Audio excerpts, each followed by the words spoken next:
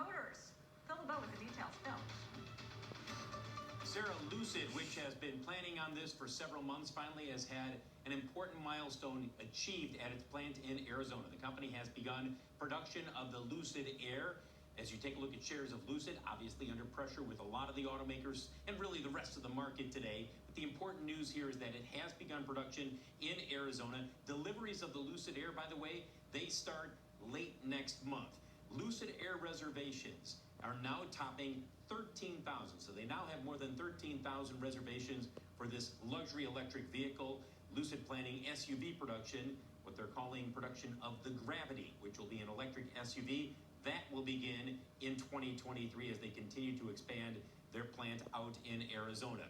Speaking of the plant, let's bring in Peter Rawlinson, CEO of LUCID, who joins us from the facility. A big week for you, Peter. Thank you for joining us today. I'm curious from your perspective, as you hit this milestone and as you map out what's next for LUCID, how confident are you that you'll be able to continue to grow the reservations on the Air and then start to get that order book going on the Gravity?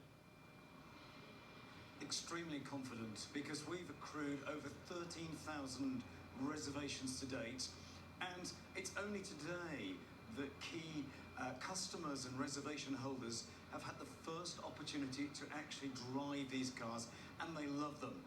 These reservations will explode when people realize just how awesome this car is. Peter, how often, or how quickly, I should say, will you be able to ramp up your production of the LUCID Air? In other words, a year from now, what do you expect your monthly production rate to be? Well, next year we're on schedule for producing 20,000 units, and we want to expand that to 50,000 in 2023. But right now, our emphasis is upon quality, delivering an awesome car, a car that our customers will really love, and delivering a luxury customer experience. So that takes precedence upon rushing the ramp up of production in the immediate future. But clearly next year we're going to ramp things up on an S-curve of production. You clearly have the demand, at least early on, 13,000 reservations. But look, you're playing in a space that already is rare air when you're talking about vehicles over $70,000. And there are a number of luxury electric vehicles, whether Tesla or Porsche, which are already out there, or you look at the new Cadillac Lyriq that's coming out. You have other luxury automakers that are planning to roll out EVs in the next couple of years. Is there enough demand in that luxury space above 70 grand to support all of these electric vehicles? Absolutely. There isn't a market for electric vehicles as such. That's a fantasy.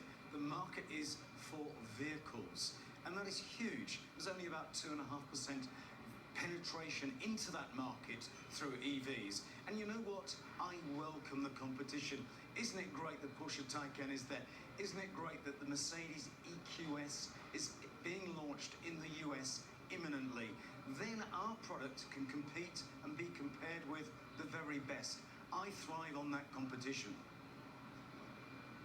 Slightly different question, which is, I'm sure you've seen the extraordinary goings on in the UK with these fuel shortages and massive queues to get to gas stations. I just wondered what your take was on that, and if it's actually something that will boost demand for EVs in the short or long term. Well, there doesn't seem to be a shortage of electricity there, does there? So you think it does boost demand?